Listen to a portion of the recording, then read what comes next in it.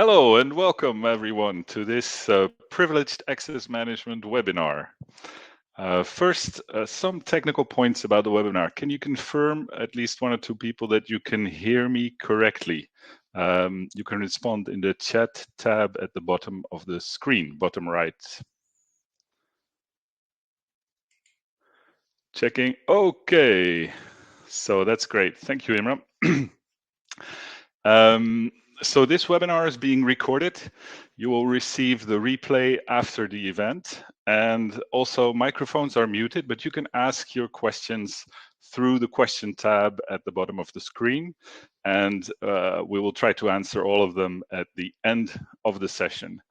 So welcome once more. I'm Paul Baas, Head of Sales at Ignition, and I'm very happy to welcome Olivier, our COO, and our special guest, Laurent Gelou from Kyndryl, a distinguished cybersecurity leader with over 23 years of experience in the IAM and privileged access management field. Laurent, would you like to introduce yourself? Thank you, Paul. Indeed, so that's right. I have spent almost 2 decades in cybersecurity, and within two decades, something like 15 years that were dedicated of driving strategic IAM programs and cybersecurity transformations for securing critical IT environments of large enterprise globally. Today, I'm proud to be part of Kyndryl. Kyndryl, for the one that don't know, we are the world's largest IT infrastructure service provider, and I support in part of Kyndryl customers in their cybersecurity transformation journey. And really, just to understand in a couple of words for Kyndryl, our objective is to collaborate closely with our customers to co-design, co-build, and co-manage business criticals and mission critical systems. Okay, thank you, Laurent. So before we start, just a quick question to the audience about the current status of your PAM program. So normally you would see a question on your screen, and let's jump right into it, Laurent, because actually they're the same. A similar question that I was going to ask to you, not the current status of your PAM program, but after supporting so many organizations in their PAM transformation, what do you see as the main challenges that companies face in this field today? Right, Paul. I think when we look at PAM, we think first about the technology. Whether PAM and like any IAM initiative is much more than technology. So if we look at it, human is at the center of a PAM program. So when we say human, it means that your solutions, your PAM initiative has to be adopted by the users and the one that will consume the PAM. And for that purpose, it's important that when we introduce a PAM, it's not foreseen as a constraint for the IT operational team. I think we will have sometimes to expand further, but the adoptions is one of the key aspects to be handled as part of a PAM program. Yep. For sure, second point, you have what is technology centric. So when you look at the large scale IT productions, you have complexity. You have complexity because you have your various kind of technologies. You have a mix on-premise and cloud. You have hybrid environments. So you have to handle that technology part, and that's one of the aspects. And last, PAM is really about the scope you deploy the PAM. So I have seen many PAM projects that say, hey, we have done the PAM, it was a 3-month project, whether there is a clear lack of visibility of what has been really put inside the PAM. We will also expand a bit, but only the visible part of the iceberg has been managed by the PAM, but you still have half or 75% of your company that you need to address within your PAM. So this visibility, the fact to measure properly the PAM deployments, to have the visibility of all the privileged accounts that needs to be managed by through the PAM. Yes, it's a long journey that starts, and like any IAM initiative, you will have a continuous project to manage across the life cycle of your environment. Thank you, Laurent. And when you speak about that visibility on the accounts and accesses, So we often get the impression that companies already have these issues under control. What are your observations from the field? Well, each time I start discussions with the customers, most of the time they say, okay, we are doubling a plan, we need a bastion host, we need a stepping stone, however, privilege account or specialist shared account, yes, they do not exist, they are not in our policy, people do not use it. And each time I meet a customer, I have always this kind of answer, and I say, yes, okay, let's see, and you have to demonstrate. So what is important there is to baseline the environment. So when you trigger a project, to share the current status with all the teams, all the organizations, you need to do some kind of peer review, so positive audits, just to demonstrate what is the current state of the environment. And there, what you will notify and you will see is that, yes, those shared accounts really exist. Those shared accounts are really used. Okay, they are really used because there are some business requirements, because there are some needs, because there are practical reasons why the teams need it. However, there is no accountability, there is no traceability, and they are not under any controls. So that's really something important. And if I look at it then from a deployment standpoint, is when you do a PAM project, you have always to balance what I will call the security. So for sure, the CISO most of the time is a sponsor. He requires that you do the PAM, etc. But also the operability. So you need to work hand in hand with the IT production teams and ensure that what you put in place will be operable by those teams on a day-to-day basis. Okay. Yep. Second point that made me look at it is you need to understand that there will be high volume of identities to manage. So high volume means that you will have to automate your processes. Okay, and we will expand that further, but because at the beginning, you can start manually, but however, you will need to scale really rapidly. Third point, there is always resistance to change. Okay, so you change the way people are working, so it means that you need to manage the change. Okay, you need to sell internally what you are doing. You need to explain. You need to involve those people. And last, you need to break silos. Okay, so the PAM, you will consider all organizations within the security organization, but also within the operational organizations. So it's really important that you work across the silos. And that's why I was saying that the people are at the heart of a PAM project. Yeah. Laurent, thank you for these insights on challenges. I would also like to ask the audience to let me see where I can do that. Yeah, I would also like to ask the same question to the audience, basically about the challenges. And normally they would see a question pop up on their screen. And what, Laurent, what do you think are the fundamental steps to successfully implement, like phases or steps to successfully implement a PAM project and establish the right governance? Well, various steps. First, you need to look at it from a policy standpoint. So the purpose of the policies is define clearly the controls you want to enforce and get top management approval about this policy. So that will be the target. Okay, and it's approved and endorsed by the organizations. Second steps is really to look at, okay, we say we need to manage the change. So it's just not to enforce everything at a time and just impact IT operations and IT productions, but it's to implement gradually those controls. So you need to have something that will improve and gradually improve step by steps. So managing the change and ensuring that you maintain the operability. Third point, you need to involve the operational teams at the early beginning of the project. I think we will try to develop this part a little, but you need to align the security requirements and the operational needs. Okay, a PAM is not like a security project that we will say it's mandated. This is a rule. This is a policy. You must do it. Else, your PAM project will be rapidly stuck. okay, and you won't progress. And I have seen many organizations in that stage where you get at the end a PAM that is being not used, empty, and when the auditor comes in, you get impacted. Huh? Yeah.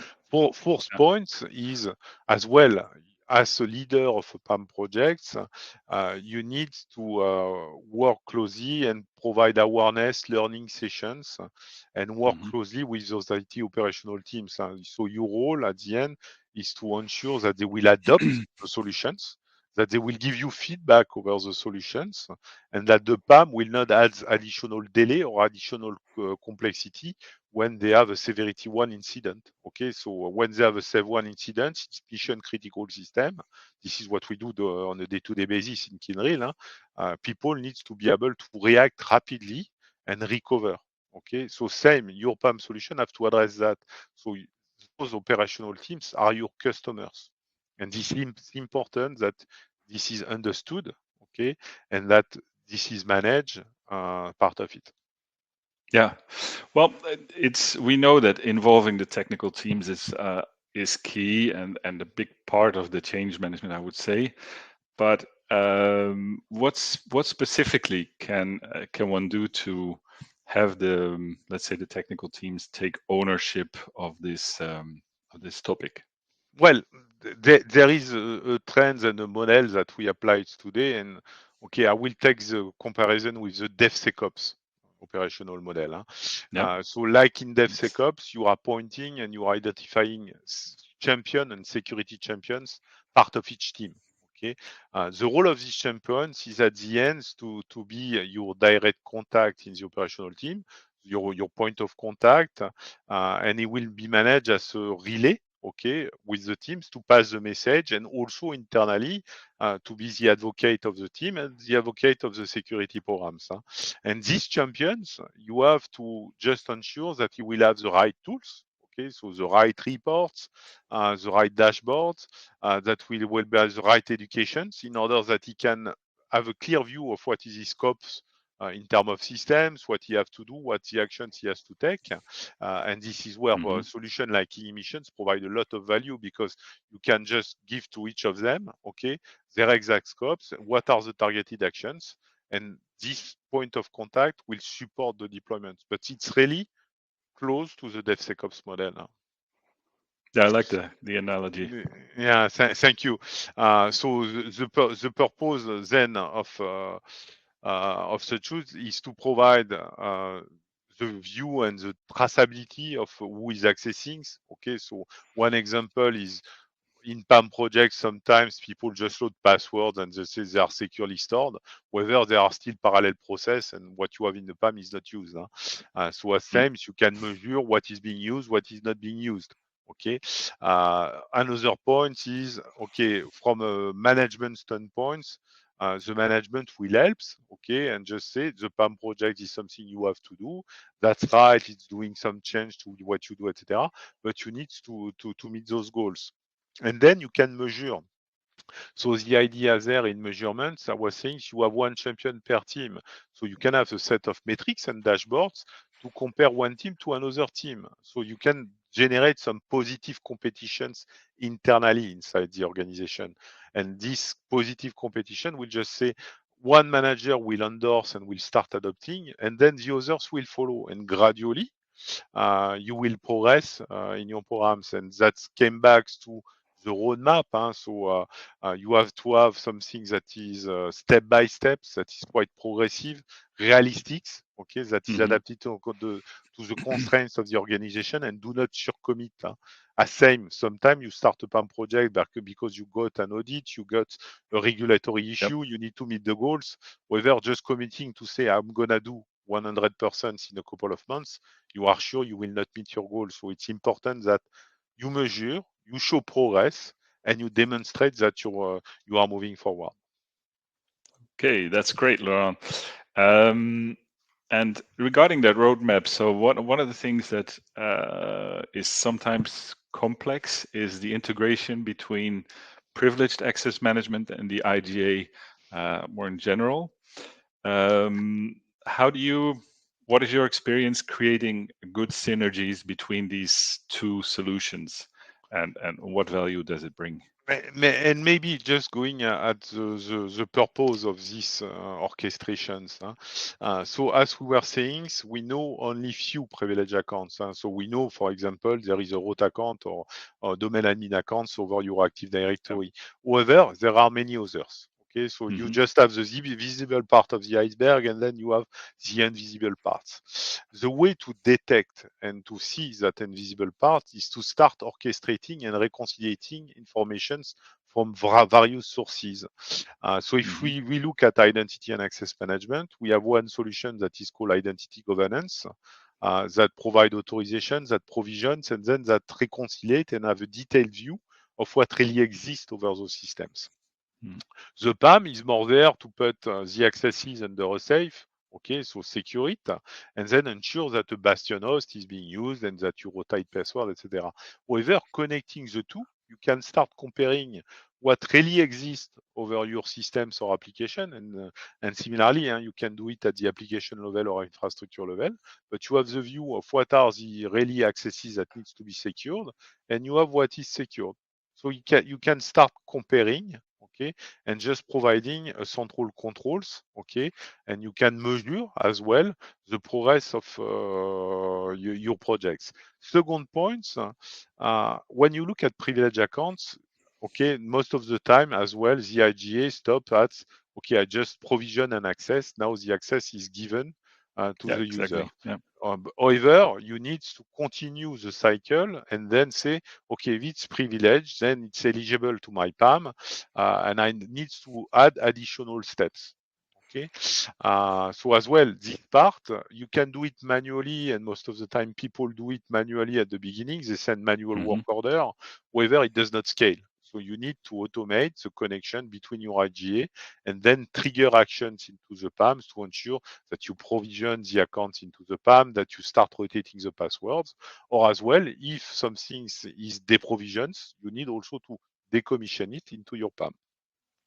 That's the second point. Third point, I was mentioning, so reconciliating accounts and the one that are being used and used, providing also capability to detect bypass. So most of the time, as I said, when you are implementing controls from too rapidly and too strong, okay, it's just like you lock my door, but I still have the ability to go through the window. Okay, so that's exactly that same image.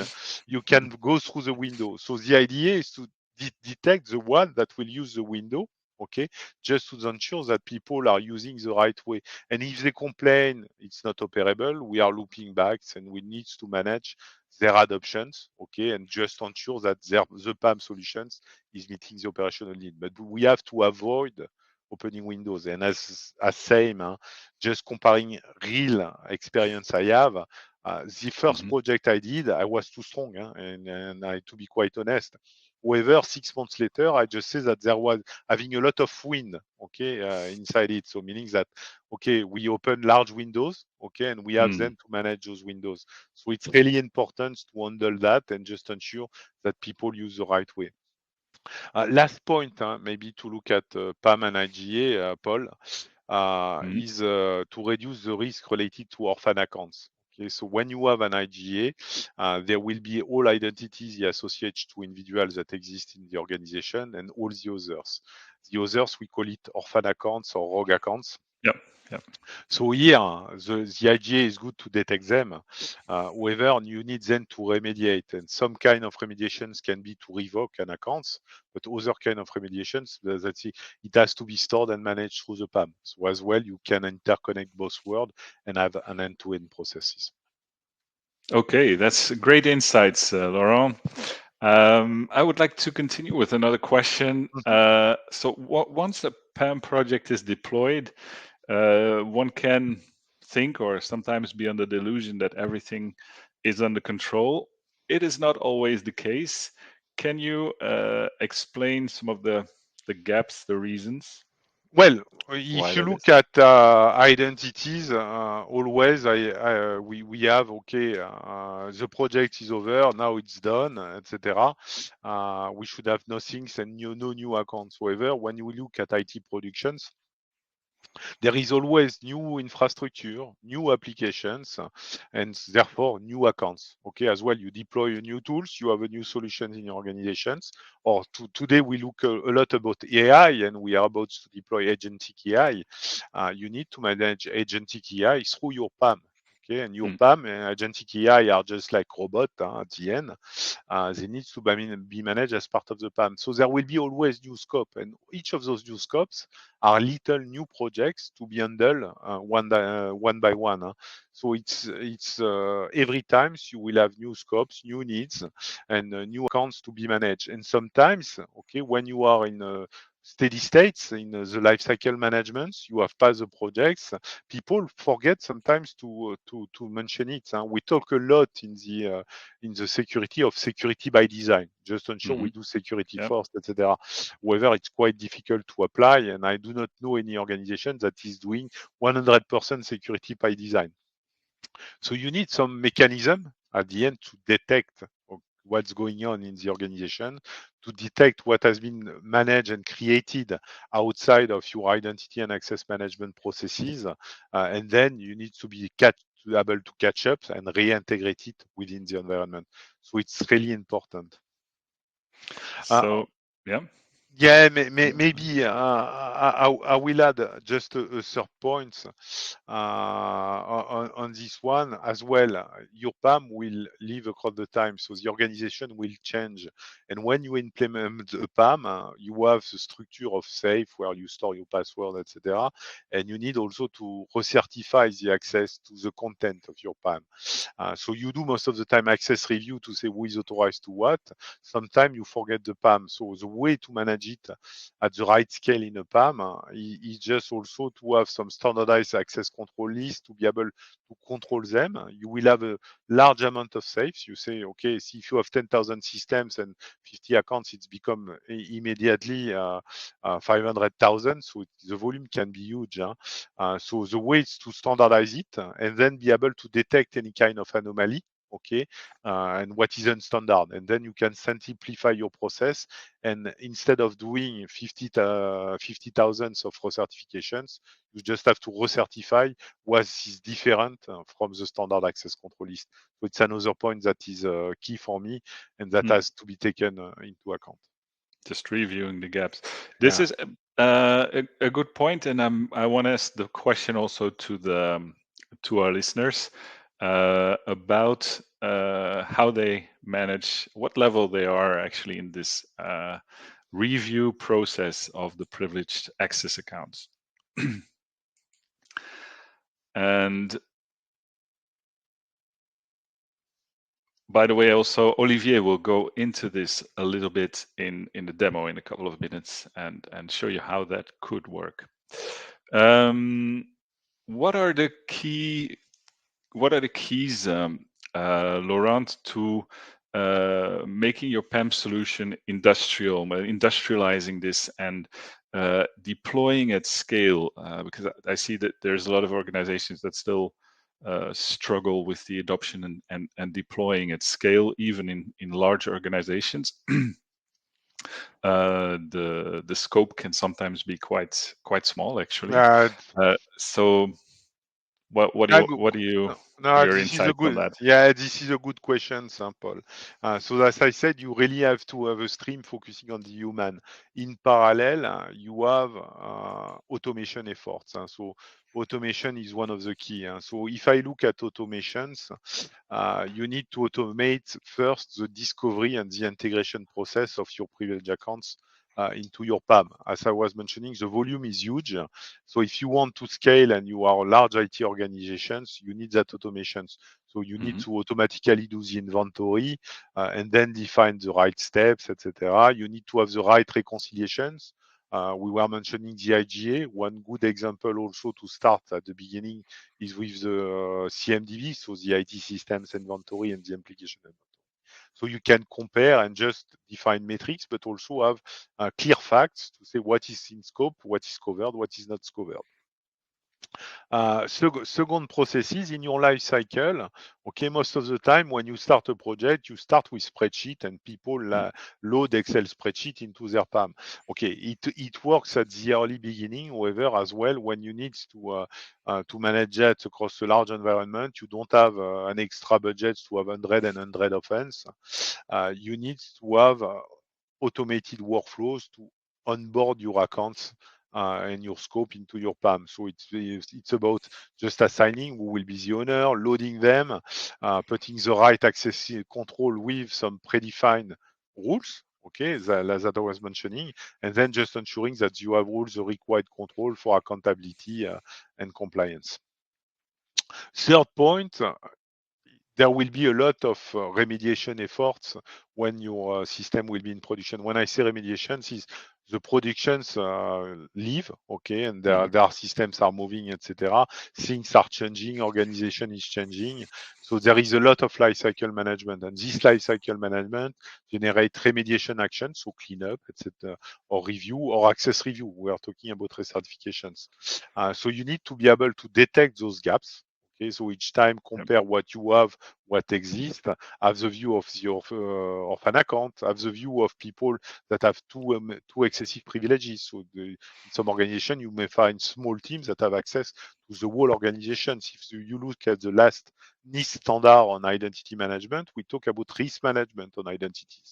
So it's just to ensure that one people does not have privileges to access everything. So you have to look at it. Then also one common point is our unchanged password or an unused password. So you need to detect that to see and understand the root cause of it. Okay, and as well, the technologies like CyberArk. Okay, there are some CPM errors that are not due to CyberArk, but just due because a system has been shut down, the change has been done, nobody has been informed, etc. And then you cannot rotate the password. As well, you need to detect it and trigger the action. So automating the detections and then automating the treatment of those corrections are really key in order that with your budgets, you will be able to scale up to manage the whole environment. As a first step, you mentioned the account inventory step. So how do you actually automate that? That's a good point. So you have one example, so step of automation. See, first step, most of the time, you have your CMDB, you have your PAM, you need to reconcile both and have a view. Okay, so either you do custom development, either now there are product like emissions that are helping companies do it. Second step, you have the IGA or your system management or tools that extract the list of IDs, and then you can automate and provide a complete view of all those privileged accounts. So it's clear to have key reference and be able to compare various data. And then at a point of time, you can integrate with all those tools with automation. So there are APIs. So if you are able to use native APIs with the ITSM, with the IGA, potentially also with the CM for the SOC, so you can detect bypass, then you have a solutions to centralize and to have a full view and just ensure that you are automating all those actions. Yes, Laurent. So we spoke about automation. We spoke in the beginning a lot about adoption, the change management, and I think another key part of this is compliance and the number of regulatory requirements that's always increasing. So how do you ensure this, and how do you make sure that you, let's say, succeed all the audits? Well, that's a good point. So I was mentioning at the beginning, we have defined a set of controls that were agreed in an access management policies, and this was endorsed by the management of the organizations. Then you have to trigger and develop a set of quality indicators. Okay, it's quantity and quality to just demonstrate that you have the control over your privileged accounts and privileged access management. Then you have to manage the risk. okay, and just introduce gradual improvement and gradual steps to say, I evolve and there is a stream and I'm managing this and I'm improving this part, etc. But it will be multiple years if your organization is quite large. As I said, your PAM project is a long project and long road to go. And then it's the long road to go, but you have to avoid the tunnel effect. Okay, so you need to provide visibility. And when an auditor comes in, when a regulator comes in, you need to demonstrate that. So demonstrating that means you have clear dashboards, clear metrics with facts and quantities these times to measure your PAM effectiveness and that you justify what are the decisions taken by the management and what are the priority given by the management. Okay, thank you so much, Laurent. I actually have a lot of more questions that I wanted to ask you, but I see that we are at the half hour. Maybe a quick last question before we go in the demo. So many companies try to achieve like perfect PAM coverage. Is this a realistic in terms of goal? What's your experience with that? Same. When you around PAM coverage, most of the time we say we need to reach one compliance. However, it's a target, but it's not realistic and not really required. It will never happen. I have never seen a company that say 100%, and the one that will say I'm 100% compliant, I already understand that he's not compliant at all. So if we say that, you need to have clear indicators. You need to reach goals. Like reaching 80% is already a first great step, and then you can go to 90, to 95, etc. But you need to show the progressions. You need to demonstrate that you are activating. But as I said, you cannot cover everything in quite a small time, and always there will be new systems. So there will be always something that will miss from your 100%.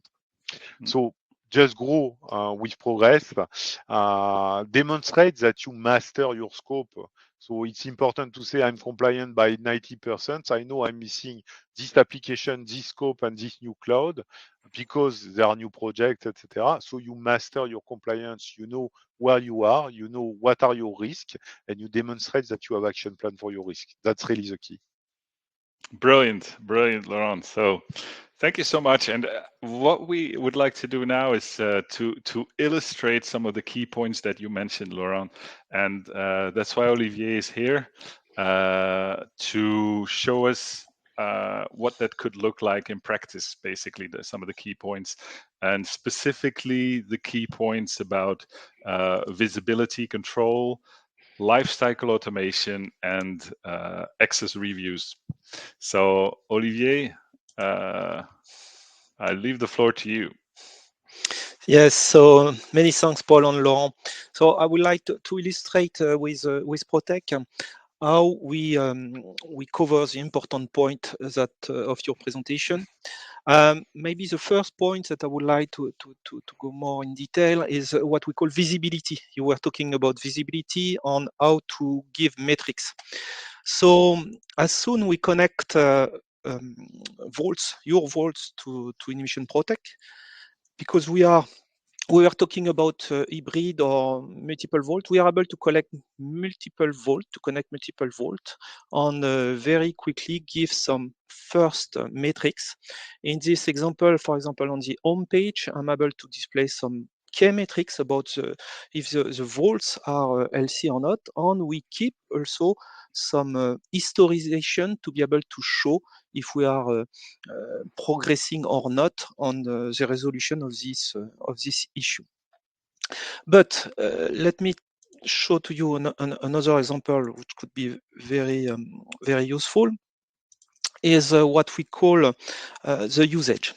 So we display the usage, but what we can show on the usage, you were talking about bypass, for example, in your presentation. Here we are able to display what is less usage of account. So maybe in my demo environment there is a lot of accounts which are not being used since 12 months. So maybe there is an issue. Maybe there is something to do on offboarding, or it could be also that people are doing bypass. The same for the account per compliancy. We have some little dashboard to show that. On what is important in all the application, we're able to go in detail. If I click on the 2 account with a password expired soon, I'm able to display the detail, and I can go more deeply in the detail. For example, I would like to have some full information about this account, and I'm able to see some information on the account, but not only.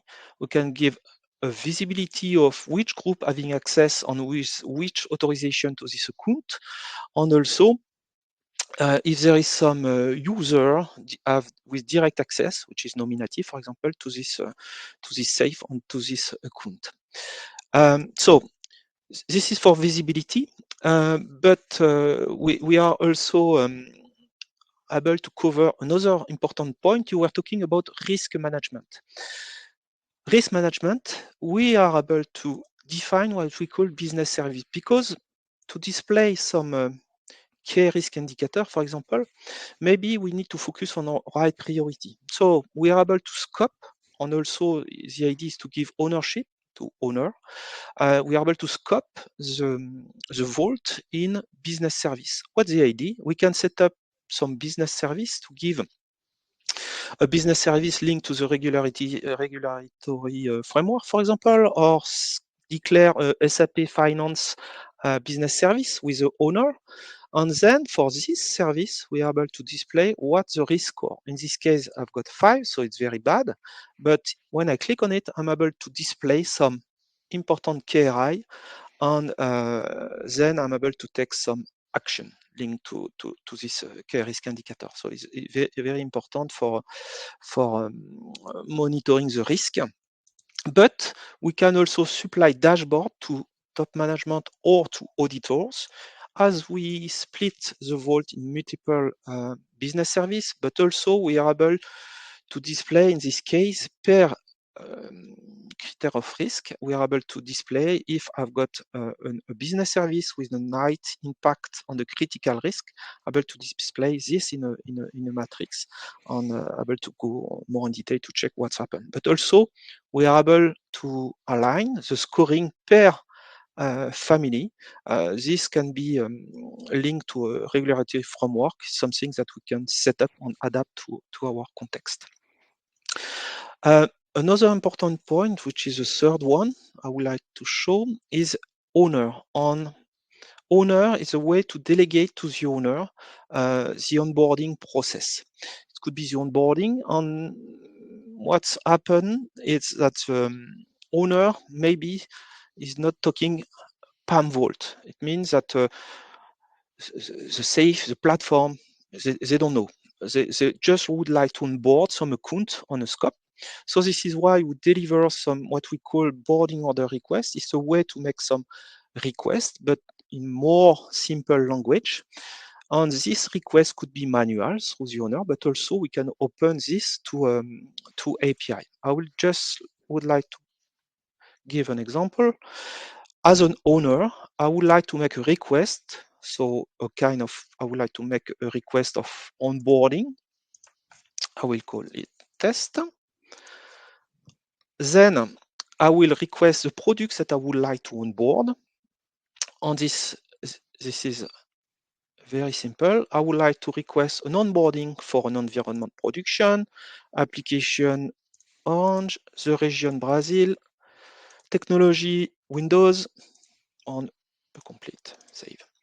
So this I can make some multiple requests, make a file import or open it to API, but I've request a very simple request of onboarding, but this will be translated in a multiple action to the vault. And in this case, you can see that we will generate 15 action to the vault to create the safe member. On this, the owner is not interested by, but automatically this will be created, and we ensure that all the naming conventions are respected. So this is a way to delegate to the owner all the process of onboarding, but it could be a workflow of boarding. We can do what we want. The last point was remediation. So we supply in the application a way to do remediation. Remediation for us, it's something easy to set up because we define some remediation plan. For a remediation plan, for example, here to manage CPM, we will define a workflow that we have to launch. As soon we associate to this remediation a workflow, we will set up a scope to say you have to remediate all the CPM or all the account name starting by this or other criteria. And then we schedule, and then we launch. On a regular basis, this remediation will be launched. For example, if I want to delete all users not active since a certain period of time, I will be able to define it. I will say, please delete user workflow to delete. And what do you have to delete on a regular basis? You will delete all the users which are not be last logon will be 23rd of this date. And then automatically some action will be launched to delete and to do the remediation. And this remediation plan can also be used. You were talking about automatic onboarding. We can also use it to set up some remediation on onboarding from external source because we are able to calculate what we call a kind of life cycle. We are able to make a comparison from external source and identify if these accounts are missing involved or not, and then launch automatically some remediation by using this life cycle. So this was a quick presentation of the tools. Okay, thank you, Olivier. That was a great overview. I know there's a lot more in the application, but we don't have time to show everything. But I think it was a great overview, and it shows how Ignition Protect can help to accelerate your PEM program and have a better governance. Laurent, what is? Do you have any final words for our listeners? Well, And our special guest. we talk about it, but PAM is about strategies, and within that strategies, you need to have really some aspect related to the human and awareness and education and manage it properly. And then you need to industrialize and automate your PAM approach. So think about automation. As soon as you have piloted the PAM and say, okay, we need a PAM for the organizations, you need to think about the streams, how we'll onboard organizations, and in parallel, how we will automate my day-to-day operations. And then looking at it, and the role of a product like Emissions is really to orchestrate. So this is to provide integrations between your various environments. Olivier shown it, but you need to integrate with the PAM, you need to integrate with the IGA, the CMDB, and then you need to have something in the middle that will orchestrate and will take actions with automations. And this is really the way, I think, and where we work jointly, Kyndryl and Ignitions, is really to help organizations at the end to accelerate their PAM transformations. In some situations, to assess it, because we foresee sometimes some organizations that are in trouble in their PAM projects. It has taken a years and then it's not yet deployed, or they got an audit, they did the PAM, however, the audit was not satisfactory because the PAM was not properly used. And this is where we can jump in together and in partnerships. On one end, one automation solutions, and on the other hands, our experience about the projects. All right. Great points, Laurent. Do you want to mention anything else? How you concretely, how you specifically support your clients succeeding in the PAM projects before we move over to the questions? No, but thank you for this little page of ads, Paul. No, but for sure. No, but really, the purpose of Kyndryl as a service provider is not just to sell technologies. We are there really to support customer in their challenge and in their adoptions and success of their PAM projects. So it means supporting them in developing the pragmatic roadmap that is in line with the organization and organization maturity, work with them to progressively deploy the automated control. And this is where we are really happy to I'm not sure on. I think there's something with connection. I'm not sure I really heard the last part. Yes, some connection issues on the side. Maybe it's a good moment that while we for Laurent to check if anybody has any questions, you can post them in the bottom right corner where you have a questions mark, and let us know if you have any questions for either for Laurent or for Ignition ProTech. And in the meantime, I will also share a poll maybe where we can ask you how you would like to continue on your PAM journey. So post any questions in the question section at the bottom right, and we'll hope that Laurent can reconnect soon. I'm there, Paul, but I don't know if my connection still Oh, works. you're there. We can't see your screen. Yeah, we can't see your. okay. We can see your. We can see your. We can't see you on camera. So that's the. You can that's see the, me, but that's do the you only hear thing. So me? you're there. Okay. Okay. Now I you. hear you well. Yeah, perfectly. Okay, Perfectly. that's great. No, but that's great. No, but we are close to the end, I think. Yeah. Okay. Okay. So I see there's some. We have some. One. Okay. Yeah. That's just the chatting confirming that you're audible and visible. Okay. So I think we're going to close. We're going to close the webinar for the moment. I want to thank everybody for listening, and don't hesitate, to reach out to Laurent or to me if you want to discuss further. Thank you, Paul. Thank you all. Have a great day. Yep.